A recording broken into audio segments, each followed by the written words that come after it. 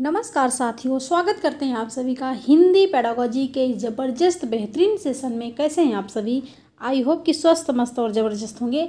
CTET की तैयारी बेहतरीन ढंग से कर रहे होंगे। तो साथियों, बहुत ही यूनिक प्रश्न लेकर आए हैं आप सभी के लिए। सीटेट में इससे प्रश्न बाहर नहीं जाने वाला है। तो चलिए क्लास को स्टार्ट करते हैं। प्रश्न नंबर 1 है। प्रश्न नंबर 1 क्या कह रहा है कि भाषा के 3 रूप होते हैं।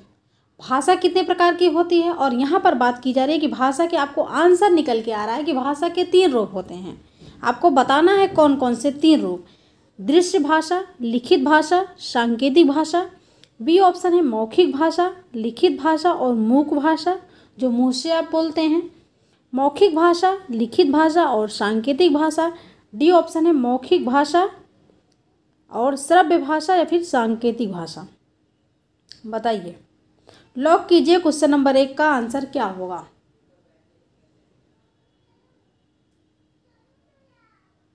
तो भाषा के 3 रूप होते हैं। आप सभी को पता है कि भाषा के 3 रूप होते हैं। लिखित भाषा, जब हम लिख कर चीज़ों को बताते हैं। मौखिक भाषा और सांकेतिक भाषा, जो हम संकेतों के द्वारा, इशारों के द्वारा बताते हैं। तो यहाँ पर आंसर क्या जाएगा? यहाँ पर आंसर क्या जाएगा? आपका सी ऑप्शन लॉक हो जाएगा। मौखिक भाषा, लिखित भाषा और सांकेतिक भाषा। प्रश्न नंबर 2 देखिए। आप लोग ज़्यादा से ज़्यादा लोगों को शेयर कर दीजिए, जिससे क्लास से ज़्यादा लोग जुड़े, और आप लोग कमेंट करते रहिए, कमेंट कीजिए।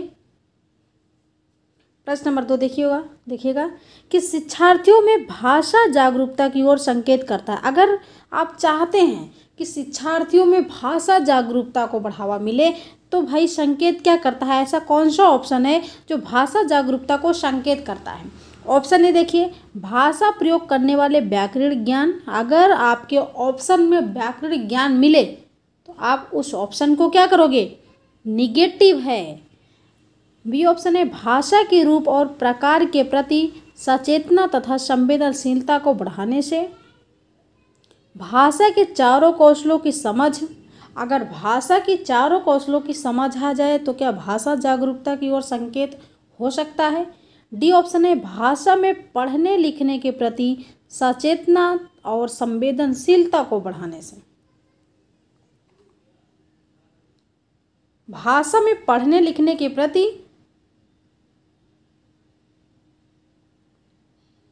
देखिए यहाँ पर ऑप्शन क्या होगा बताइए? बी ऑप्शन होगा या फिर डी ऑप्शन होगा? भाषा के चारों कौशल की समझ। क्या भाषा की चारों कौशल की समझ हो जाएगी तो भाषा जागरूकता की ओर संकेत हो जाएगा, भाषा हमारी जागरूक हो जाएगी। तो आपका सी ऑप्शन भी कट जाता है। आपको डी और बी में ऑप्शन में देखना है कि कौन सा ऑप्शन सही है। यहाँ पर है भाषा के रूप और प्रकार के प्रति। ठीक है, रूप और प्रकार के प्रति सचेतना तथा संवेदनशीलता को बढ़ाने से, और यहाँ है पढ़ने लिखने से। ठीक है, पढ़ने लिखने से है, और यहाँ पर रूप प्रकार। तो बताइए पॉजिटिव क्या होगा? पढ़ना लिखना होगा या फिर रूप और प्रकार होगा? आपका रूप और कार्य होगा। भाषा का रूप और कार्य होगा या फिर पढ़ने लिखने से। तो भाषा में जागरूकता को बढ़ावा मिल सकता है पढ़ने लिखने से। पढ़ने लिखने का मतलब क्या है? आप दूसरे के विचारों को पढ़कर समझ सकते हो और अपने विचारों को दूसरों के सामने लिखकर व्यक्त कर सकते हो। दूसरे के विचारों को पढ़कर समझ सकते हो और अपने विचारों को लिखकर दूसरों के समक्ष व्यक्त कर सकते हो। तो डी ऑप्शन यहाँ पर आपका सही हो जाएगा। क्लियर? प्रश्न नंबर 3 देखिएगा। भाषा सदैव होती है, वेरी इंपॉर्टेंट क्वेश्चन। भाषा सदैव होती है। भाषा सदैव क्या होती है भाई? भाषा आपकी नियमबद्ध व्यवस्था है। भाषा नियमबद्ध व्यवस्था है।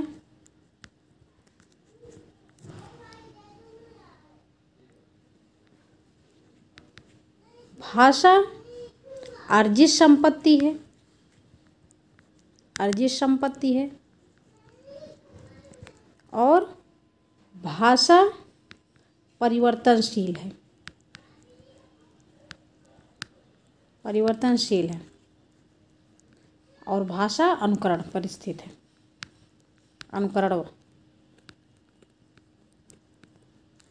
ठीक है, भाषा अनुकरणशील है, भाषा परिवर्तनशील है, भाषा अर्जित संपत्ति है और भाषा नियमबद्ध व्यवस्था है। तो यहाँ पर बताइए, जब सी, यहाँ पर प्रश्न नंबर 3 है कि भाषा सदैव होती है, तो ए ऑप्शन है जन्मजात होती है, बी ऑप्शन है अर्जित होती है, सी ऑप्शन है कभी कभी अर्जित होती है और कभी कभी जन्मजात होती है, डी ऑप्शन है ए व बी दोनों। लॉक कीजिएगा। क्वेश्चन नंबर 3 का आंसर क्या होगा? क्वेश्चन नंबर 3 का आंसर क्या होगा? जन्मजात का मतलब होता है जन्म से ही। क्या हम माँ के गर्भ से ही भाषा को लेकर पैदा होते हैं, जन्म लेते हैं? बिल्कुल नहीं भाई, नहीं लेते हैं। तो हम जन्म के बाद भाषा को अर्जित करते हैं अपने परिवेश में। ठीक है, तो यहाँ पर आपका बी ऑप्शन क्या हो जाएगा? सही हो जाएगा कि भाषा अर्जित संपत्ति है। भाषा परिवर्तनशील व स्थिति परिस्थिति के अनुसार भाषा बदलती रहती है। जहाँ जैसी स्थिति वहाँ हमारी भाषा वैसे बदलती रहती है। तो भाषा अनुकरणशील है, क्योंकि हम भाषा को अनुकरण करते हैं अपने बड़ों के द्वारा, अपने माता पिता के द्वारा हम भाषा को अनुकरण करते हैं। तो इसलिए जन्मजात आए, जब यहाँ पर अकॉर्डिंग टू चॉम्स्की आएगा तब आपका जन्मजात होगा, लेकिन अगर भाषा पूछा जाए कि भाषा सदैव कैसी है, तब आपका अर्जित हो जाएगा। क्लियर? प्रश्न नंबर 4 देखिएगा कि भाषा अर्जन के संबंध में कौन सा कथन अनुचित है? अनुचित का मतलब उचित नहीं है। इसका मतलब क्वेश्चन कैसा है? निगेटिव है। आंसर कैसे करना है आपको? निगेटिव। कि भाषा अर्जन के संबंध में, भाषा अर्जन के संबंध में जब हम भाषा को अर्जन करते हैं तो उसके संबंध में कौन सा ऑप्शन यहाँ पर निगेटिव है? विद्यालय गए बिना भी भाषा अर्जन संभव है। हम विद्यालय नहीं भी जाते तब भी हम सबसे पहले मातृभाषा सीखते हैं। ये क्या है? हमारा पॉजिटिव है। व्याकरण की पुस्तक पढ़े बिना भाषा अर्जन संभव नहीं है। बालकों में भाषा अर्जन की स्वाभाविक क्षमता होती है। बिल्कुल सही है। भाषा अर्जन को सहज बनाने के लिए समृद्ध भाषिक परिवेश की आवश्यकता होती है। ये भी आपका क्या है? पॉजिटिव है। क्वेश्चन क्या पूछा है कि भाषा अर्जन के संबंध में कौन सा कथन अनुचित है?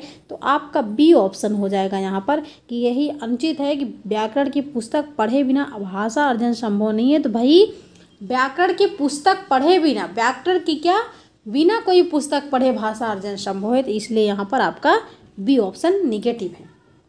बी ऑप्शन निगेटिव है। जिनका आंसर भी आया है बिल्कुल वो लोग सही हैं। और कमेंट करते रहिए भाई, मनोबल के लिए, मनोबल आप लोग बढ़ाते रहिए।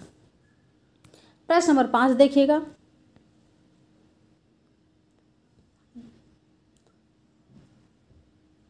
भाषा अर्जन के संबंध में कौन सा कथन सही है? अभी आपने पढ़ा भाषा अर्जन के संबंध में कौन सा कथन सही नहीं है, और यहाँ पर क्वेश्चन नंबर 5 है कि भाषा अर्जन के संबंध में कौन सा कथन सही है? यह सहज होता है, भाषा सहज होता है, यह सरल होता है, यह कठिन होता है, यह सीखा जाता है। तो देखिए, आप जब कठिन पूछे या फिर सरल पूछे तो उस ऑप्शन को आप काट दीजिए। ए और डी में बताइए कौन सा ऑप्शन सही होगा। क्या भाषा अर्जन सहज होता है, या फिर भाषा अर्जन का मतलब होता क्या है कि हम जो जन्म के बाद, पैदा होने के बाद भाषा जो हम सीखते हैं उसका मतलब होता है भाषा अर्जन, भाषा अर्जित किया जाता है। तो यहाँ पर ए ऑप्शन होगा या फिर डी ऑप्शन होगा कि यह सहज होता है या फिर यह सीखा जाता है।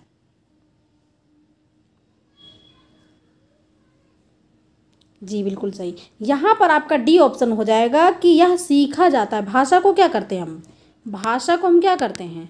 सीखते तो हैं, भाषा को सीखते ही तो हैं, तो इसलिए यह सीखा जाता है। डी ऑप्शन लॉक हो जाएगा। प्रश्न नंबर 6 देखिएगा। प्रश्न नंबर 6, संयुक्त परिवारों में बच्चों का भाषा विकास अपेक्षाकृत बेहतर होता है। इसका कारण क्या है? संयुक्त परिवार में, जो जॉइंट फैमिली होती हैं, उनमें बच्चों का भाषा विकास बेहतर होता है, आप कह सकते हैं जल्दी होता है। तो इसका कारण क्या है? परस्पर प्रश्नोत्तर, बड़ों की परिपक्व भाषा, बच्चों द्वारा बड़ों का अनुकरण, या फिर परस्पर अंतःक्रिया। अगर बड़ा परिवार है तो बच्चों को ज़्यादा अवसर मिलेगा। बच्चों को क्या मिलेगा? बच्चों को ज़्यादा अवसर मिलेगा एक दूसरे से क्या करने के लिए? एक दूसरे से बात करने के लिए। ठीक है, तो बच्चों को ज़्यादा अवसर मिलेगा एक दूसरे से बात करने के लिए। तो यहाँ पर क्या हो जाएगा, यहाँ पर क्या हो जाएगा, सी ऑप्शन होगी या फिर डी ऑप्शन होगा। तो अनुकरण आपका गलत होगा। यहाँ पर हो जाएगा, क्या हो जाएगा, यहाँ पर होगा डी ऑप्शन, परस्पर अंतःक्रिया। बच्चों को क्या मिलेगा, ज़्यादा अवसर मिलेगा एक दूसरे से बात करने के लिए। क्लियर, यहाँ पर आपका डी ऑप्शन सही है। जितना बड़ा परिवार उसमें बच्चों को ज़्यादा अवसर मिलता है परस्पर अंतःक्रिया, एक दूसरे से बातचीत करने के लिए। प्रश्न नंबर 7 देखिएगा। अभी कथन नहीं क्या कह रहा है,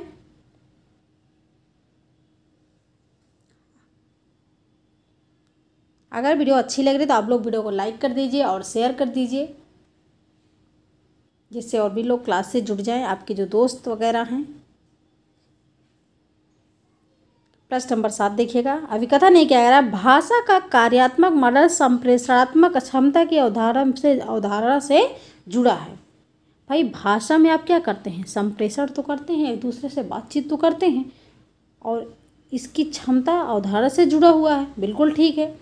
तर्क आर क्या कह रहा है कि भाषा कार्यात्मक अर्थों की अभिव्यक्ति और वास्तविक दुनिया की गतिविधियों को करने का एक माध्यम है। भाषा के द्वारा हम अपनी बातों को क्या करते हैं, दूसरों के सामने अभिव्यक्ति करते हैं, और वास्तविक दुनिया की गतिविधियों को करने का एक माध्यम है भाषा। भाषा के द्वारा तो हम सारी चीज़ें करते हैं, वही तो हमारा एक माध्यम है। तो यहाँ पर क्या है भाई, ए और आर दोनों सही है, तथा आर ए की सही व्याख्या करता है। हमें ऑप्शन मिल गया, आंसर मिल गया, ए ऑप्शन यहाँ पर लॉक हो जाएगा। क्लियर, ए ऑप्शन यहाँ पर लॉक हो जाएगा। प्रश्न नंबर 8 देखिएगा। नॉम चॉम्स्की के अनुसार कौन सा कथन सही है। यहाँ पर पूछा जा रहा है कि चॉम्स्की के अनुसार, अकॉर्डिंग टू चॉम्स्की के अनुसार कौन सा कथन सही है। तो बच्चों को व्याकरण सिखाना जरूरी है, बच्चों में भाषा सीखने की क्षमता बहुत सीमित होती है। सी ऑप्शन है बच्चों में भाषा सीखने की जन्मजात क्षमता होती है, और डी ऑप्शन है बच्चों में भाषा सीखने की जन्मजात क्षमता नहीं होती। और चॉम्स्की क्या कहते हैं, चॉम्स्की का कथन है कि बच्चों में भाषा सीखने की क्षमता जन्मजात होती है। तो हमें ऑप्शन कौन सा चाहिए, जब सही पूछा गया है, पॉजिटिव पूछा गया है, तो आप सी ऑप्शन को लॉक कर देंगे कि बच्चों में भाषा सीखने की जन्मजात क्षमता होती है। क्लियर, डी ऑप्शन नहीं होगा क्योंकि यहाँ पर निगेटिव पूछा नहीं है। देखो यहाँ पर नहीं है। प्रश्न नंबर 9 देखिएगा। प्रश्न नंबर 9 क्या कह रहा है कि प्रत्येक बच्चे में भाषा सीखने की क्षमता जन्मजात होती है, इसका क्या अर्थ है। अकॉर्डिंग टू चॉम्स्की की बात की जा रही है। यहाँ पर जब जन्मजात की बात की जाए, इसका मतलब चॉम्स्की की बात की जा रही है कि प्रत्येक बच्चे में भाषा सीखने की क्षमता जन्मजात होती है। इसका क्या अर्थ है कि बच्चा रट्टा मारता है इसलिए जन्मजात होती है, बच्चा नकल करके सीखता है, बच्चों के मस्तिष्क में भाषा अर्जन क्षमता होती है, बच्चा मातृभाषा के सहारे भाषा सीखता है। अच्छा बताइए, बच्चा रट्टा मारेगा तो बच्चा जब दुनिया में आएगा तभी तो रट्टा मारेगा, लेकिन यहाँ पर जन्मजात पूछा जा रहा है कि जन्म से ही, तो इसलिए आपका ये ऑप्शन कट गया। बच्चा नकल करके सीखेगा, भाई नकल तो तब करेगा ना, अनुकरण तो तब करेगा जब बच्चा जन्म लेगा, जन्म के बाद ही अनुकरण करेगा, तो इसलिए यहाँ पर आपका बी ऑप्शन कट गया। बच्चा मातृभाषा के सहारे, बच्चा पहले मातृभाषा सीखेगा, उसके बाद वो क्या करेगा, भाषा सीखेगा। क्या ये होगा कि बच्चा मातृभाषा के सहारे भाषा सीखता है, कि बच्चा पहले मातृभाषा सीखता है उसके बाद तो कोई भाषा सीखता है। तो भाई यहाँ पर पूछा गया है कि जन्मजात क्षमता होती है भाषा, इसलिए आपका डी ऑप्शन कट गया। सी ऑप्शन हो जाएगा यहाँ पर कि बच्चों के मस्तिष्क में भाषा अर्जन क्षमता होती है। प्रत्येक बच्चे में भाषा सीखने की क्षमता जन्मजात होती है, इसका अर्थ होता है कि बच्चों के मस्तिष्क में भाषा अर्जन क्षमता होती है। किसके अनुसार, तो चॉम्स्की के अनुसार। चॉम्स्की ये कहते हैं कि अगर बच्चा में जन्मजात क्षमता होती है तो उनके मस्तिष्क में भाषा अर्जन क्षमता होती है, तभी जन्मजात होती है। तो सी ऑप्शन यहाँ पर सही हो जाएगा। आई होप कि आप लोग समझ गए होंगे, जिसको अधिग्रहण क्षमता कहते हैं। ठीक है, अभी आगे पढ़ेंगे। ये है ना क्वेश्चन नंबर 10। प्रश्न नंबर 10 देखिएगा। भाषा अधिग्रहण को कौन सा कथन समर्थन देता है। भाषा अधिग्रहण क्या होता है, इसको बोलते हैं LAD, इसको बोलते हैं LAD, लैंग्वेज एक्विजिशन डिवाइस। भाषा अधिग्रहण क्षमता, ठीक है, लैंग्वेज एक्विजिशन डिवाइस, जिसके द्वारा भाषा अधिग्रहण को कौन सा कथन समर्थन करता है, तो बिना सोचे समझे बिना प्रयास के सीखना। भाषा अधिग्रहण क्या है कि बिना सोचे समझे बिना प्रयास के सीखना, एक सोची समझी प्रयास के साथ भाषा सीखना, मातृभाषा का सहारा लेकर भाषा सीखना, कुछ विशिष्ट भाषा पद्धति के माध्यम से एक भाषा सीखना। तो यहाँ पर आंसर क्या होगा? आपको लग रहा होगा कि आज का लेवल कठिन है, कठिन हो सकता है, लेकिन यहाँ पर जो भी क्वेश्चन है, एक एक क्वेश्चन बहुत ही ज़रूरी इम्पॉर्टेंट है आप सभी के लिए। तो जब भाषा अधिग्रहण का बात की जा रही है तो भाषा अधिग्रहण का मतलब ही होता है लैंग्वेज एक्विजिशन डिवाइस। इसमें क्या होता है कि बच्चा जो देखता है, जो सुनता है, बिना प्रयास के, बिना पढ़े भाषा को सीख लेता है। एक शब्द में कह सकते हैं आप कि बिना सीखे, बिना पढ़े भाषा सीखना। तो यहाँ पर आपका क्या हो जाएगा भाई? जब भाषा अधिग्रहण की बात की गई है तो बिना सोचे समझे बिना प्रयास के सीखना। जहाँ देखिए आपको बिना प्रयास, वहाँ भाषा अधिग्रहण हो जाएगा, इसलिए यहाँ पर ए ऑप्शन लॉक हो जाएगा। हमेशा याद रखिएगा कि भाषा अधिग्रहण का अर्थ ही होता है कि बच्चा जो देख ले, जो सुन ले, उसको सीख जाए। उसके लिए कोई अलग से प्रयास करने की ज़रूरत है नहीं है, ना किताब पढ़ने की ज़रूरत है, ना किसी को पढ़ाने की ज़रूरत है, उस बच्चा सीख जाएगा। इसमें कोई प्रयास करने की ज़रूरत नहीं पड़ती। ए ऑप्शन लॉक हो जाएगा। सी ऑप्शन है मातृभाषा का सहारा लेकर भाषा सीखता है। बच्चा पहले मातृभाषा सीखेगा, उसके बाद भाषा सीखेगा ना, इसलिए सी ऑप्शन गलत है। यहाँ पर ए ऑप्शन लॉक हो जाएगा। प्रश्न नंबर 11 देखिएगा, वाचन कौशल को विकसित करने का एक महत्वपूर्ण पहलू है। वाचन कौशल को विकसित करने के लिए बताइए, वाचन कौशल आप क्या करते हैं भाई? पढ़ते हैं तो वाचन कौशल आपका विकास होता है, जब पढ़ते हैं तो आपका वाचन कौशल विकास होता है। तो वाचन कौशल को विकसित करने का एक महत्वपूर्ण पहलू कौन सा है? स्पष्ट तथा शुद्ध उच्चारण का प्रयोग करना, क्या है ये हो जाएगा, या फिर वाणी को मीठा तथा सुरीला बनाना, संदर्भ तथा स्थिति को ध्यान में रखते हुए बोलना, और डी ऑप्शन है उतार चढ़ाव तथा लय से बोलने का अभ्यास करना। वाचन कौशल का यहाँ पर अर्थ क्या निकल के आ रहा है कि अपनी बातें कहना, अपनी बात को कहना वाचन कौशल के माध्यम से। तो यहाँ पर आंसर क्या हो जाएगा भाई? स्पष्ट तथा शुद्ध उच्चारण का प्रयोग करना, क्या ये होगा? क्या महत्वपूर्ण ये है? वाणी को मीठा तथा सुरीला बनाना, या फिर बी ऑप्शन है वाचन कौशल के अंतर्गत संदर्भ तथा स्थिति को ध्यान में रखते हुए बोलना, पहले तोलो फिर बोलो। वाचन कौशल का मतलब होता है कि संदर्भ तथा स्थिति को ध्यान में रखते हुए बोलना, कब कहाँ कैसे बोलना है, इसको ध्यान में रखते हुए आपको वाचन कौशल कहना है, वाचन कौशल करना है। ये नहीं कि जहाँ नहीं चाहिए, जहाँ जैसी स्थिति परिस्थिति हो वैसे आपको बोलना है, वही आपका क्या है? वाचन कौशल। सी ऑप्शन यहाँ पर लॉक हो जाएगा। हिंदी की एक खास बात होती है पेडागोजी में कि आपको लगेगा सारे ऑप्शन सही हैं, इसलिए सीडीपी में, ईबीएस में आप पेडागोजी को आराम से लगा सकते हो, लेकिन हिंदी आपके जटिल से सरल की ओर, हिंदी में आपको लगेगा सारे ऑप्शन सरल लगे, सारे ऑप्शन यहाँ पर सही हैं, लेकिन इसका एक संदर्भ अलग ही अर्थ निकलता है, इसलिए आपका सी ऑप्शन लॉक हो जाएगा। प्रश्न नंबर 12, हिंदी में आपको भाई पेडागोजी पढ़ने की ज़रूरत है। प्रश्न नंबर 12 देखिए, मौखिक अभिव्यक्ति के विकास में सर्वाधिक महत्वपूर्ण। मौखिक अभिव्यक्ति तो आप सभी को पता है, किसको नहीं पता है? मौखिक अभिव्यक्ति जो आप बोलते हैं दूसरों के सामने, वही मौखिक अभिव्यक्ति है। लेकिन सर्वाधिक महत्वपूर्ण क्या है? बातचीत करना। बातचीत अगर एक दूसरे से आप जो है कनेक्ट हो तो उसको क्या मौखिक अभिव्यक्ति कहते हैं, जिसको बोलते हैं अंतःक्रिया। कहानी कहना, कविता पढ़ना, समाचार वाचन, समाचार पढ़ना, कविता पढ़ना, कहानी कहना। लेकिन यहाँ पर बात किसकी की जा रही है? मौखिक अभिव्यक्ति के विकास में सर्वाधिक महत्वपूर्ण क्या है? तो आपका ए ऑप्शन लॉक हो जाएगा, बातचीत। आप किस माध्यम से कैसे दूसरों से बात कर रहे हो, यही मौखिक अभिव्यक्ति का सबसे महत्वपूर्ण कारक है। ए ऑप्शन लॉक हो जाएगा। कहानी कहना इतना पॉजिटिव नहीं है, कविता पढ़ना इतना पॉजिटिव नहीं है, समाचार वाचन इतना पॉजिटिव नहीं, लेकिन बातचीत अगला तभी आपसे करेगा जब आपके विचारों को समझ पाएगा। ठीक है, ये ऑप्शन लॉक हो जाएगा। प्रश्न नंबर 13 देखिएगा,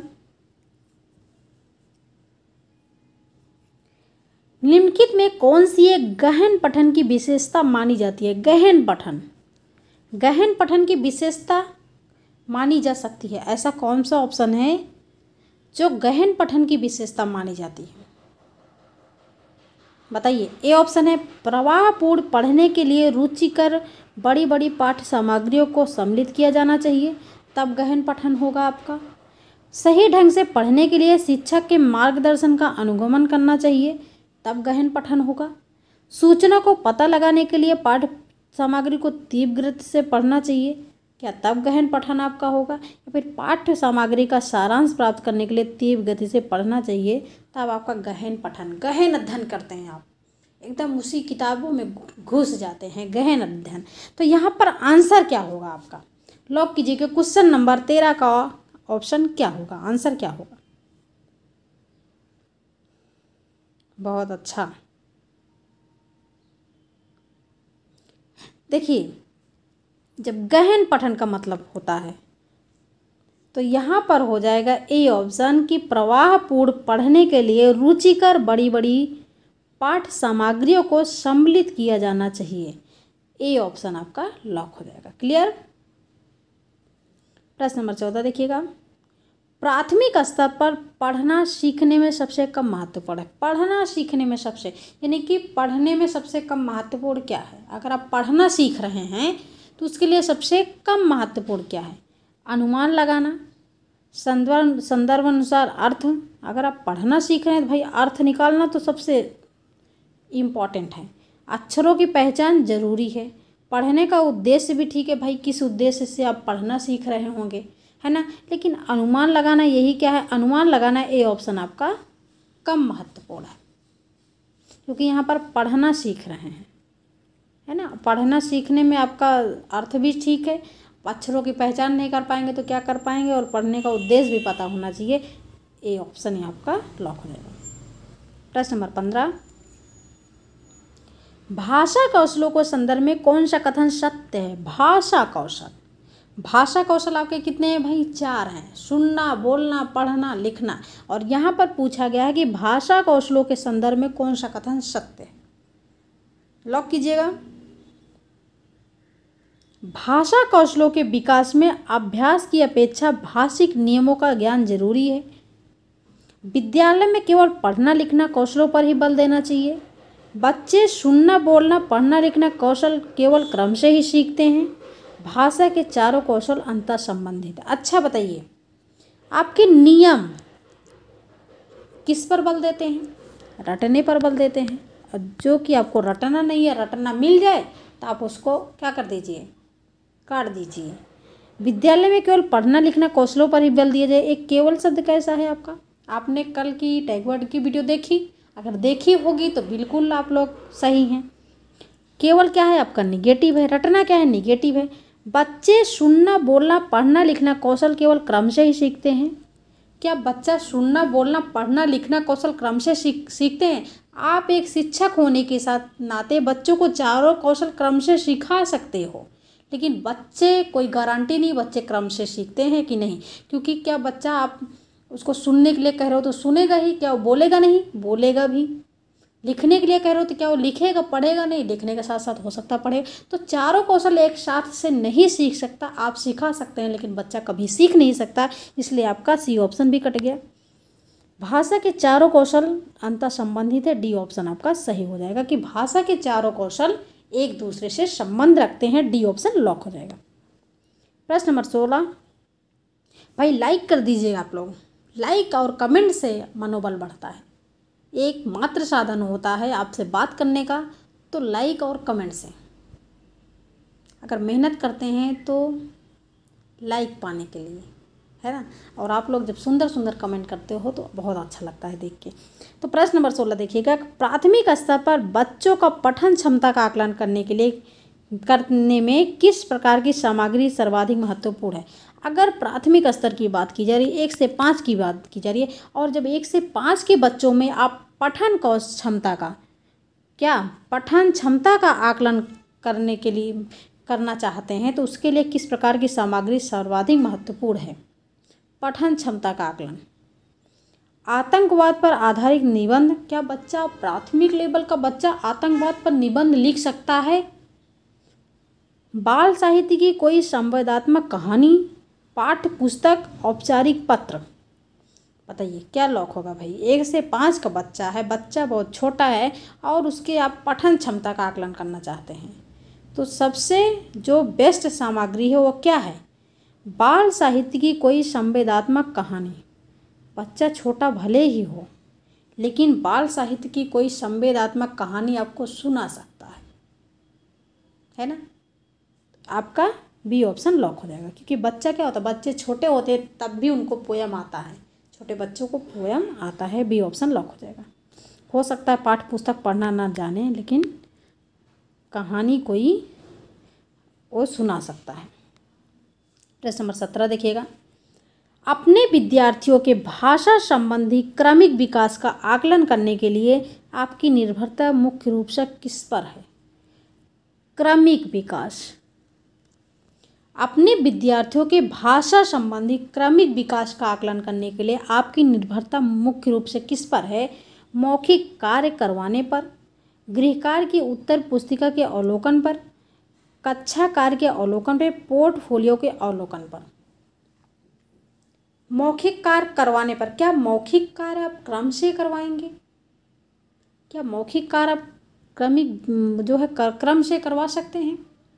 हो सकता है कि बच्चा क्रम से ना करे, आप पीछे से शुरू कर दो, जो आसान क्वेश्चन दिखे वहाँ से शुरू कर दो, तो आपका ए ऑप्शन गलत है। गृहकार्य की उत्तर पुस्तिका के अवलोकन पर, क्या अवलोकन गृहकार्य की पुस्तिका को अवलोकन को आप क्रम से करवा सकते हो? नहीं। कक्षा कार्य के अवलोकन पर, गलत। पोर्टफोलियो के अवलोकन, डी ऑप्शन आपका लॉक हो जाएगा। पोर्टफोलियो के अवलोकन, पोर्टफोलियो में क्या होता है, बच्चा अपनी योग्यता, अपनी क्षमता, अभिक्षमता का जो कार्य होता है उसको क्रमिक ढंग से करता है। आपका डी ऑप्शन लॉक है। जब भी क्रमिक विकास की बात की जाए, आप पोर्टफोलियो को हमेशा लॉक करिएगा, क्योंकि पोर्टफोलियो में बच्चा क्रम से लिखता है। पहले क्या लिखेगा, अगर आप एक बायोडाटा अपना तैयार करते हैं तो पहले आप अपना जो सबसे मेन इंपॉर्टेंट रहेगा उसको आप सबसे ऊपर लिखेंगे, हाईलाइट करेंगे। लेकिन पोर्टफोलियो में क्या होता है, बच्चा अपना नाम लिखेगा, अपने मम्मी का नाम, अपने पापा का नाम, अपने गांव का नाम, जैसे एक आप जो है प्रार्थना पत्र लिखते हो वैसे बच्चा इसमें कार्य करता है। तो पोर्टफोलियो क्रमिक विकास का आकलन करने के लिए सर्वाधिक महत्वपूर्ण है। आपका डी ऑप्शन लॉक हो जाएगा। प्रश्न नंबर 18 देखिएगा। किसे मातृभाषा पर आधारित बहुभाषिकता कहेंगे? किसे मातृभाषा पर आधारित बहुभाषिकता कहेंगे? पहले मातृभाषा, उसके बाद एक से अधिक भाषा या फिर बहुभाषा। क्लियर? तो मातृभाषा तो वही होगी जो आप अपने घर से लेकर आते हो। बहुभाषिकता क्या होगी? जो आपको आपके स्कूल में मिलती है, बच्चों से मिलती है, संपर्क में मिलती है। तो यहाँ पर लॉक क्या होगा? शिक्षार्थी अपनी विद्यालय शिक्षा मातृभाषा में आरंभ करते हैं और उनमें और अधिक कम से कम 2 भाषाएं जोड़ते हैं, तब क्या बहुभाषिकता कहेंगे? शिक्षार्थी अपनी विद्यालय शिक्षा मातृभाषा में आरंभ करते हैं तथा आगे जाकर अंग्रेजी तथा हिंदी पढ़ते हैं। सी ऑप्शन है, विद्यार्थी अपनी विद्यालय शिक्षा अंग्रेजी में प्रारंभ करते हैं। भाई पहला अंग्रेजी तो गलत होगा, क्योंकि मातृभाषा की बात की गई है यहाँ पर। विद्यार्थी प्राथमिक विद्यालय में पहली अपनी मातृभाषा में सीखते हैं तथा बाद में अंग्रेजी पढ़ते हैं। क्या अंग्रेजी अकेले से बहुभाषिकता हो सकता है? नहीं हो सकता है। आगे जाकर अंग्रेजी तथा हिंदी पढ़ते हैं, गलत। आपका ए ऑप्शन लॉक हो जाएगा कि शिक्षार्थी अपनी विद्यालय शिक्षा मातृभाषा में आरंभ करते हैं और उनमें और अधिक भाषाएं जोड़ते हैं, उनमें और अधिक भाषाएं जोड़ते हैं, कम से कम 2 भाषाएं, कम से कम 3 भाषाएं। तो आपका ए ऑप्शन सबसे ज़्यादा पॉजिटिव है। ए ऑप्शन जिन्होंने लॉक किया है उनका आंसर बिल्कुल भी सही है, एकदम सही। प्रश्न नंबर 19 देखिए। भाषा डॉट डॉट और डॉट डॉट का एक उत्तम साधन है। भाषा क्या है भाई? भाषा सोचने, महसूस करने, चीज़ों से जुड़ने का एक उत्तम साधन है। भाषा पढ़ने, लिखने और समझने का एक उत्तम साधन है। भाषा सुनने, बोलने, सोचने का उत्तम साधन है। फिर भाषा पढ़ने, लिखने, संप्रेषण का उत्तम साधन है। सबसे ज़्यादा पॉजिटिव क्या है?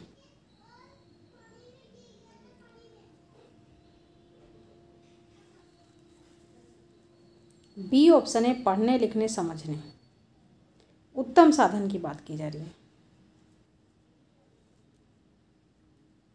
ए ऑप्शन होगा या फिर डी ऑप्शन होगा, क्या होगा?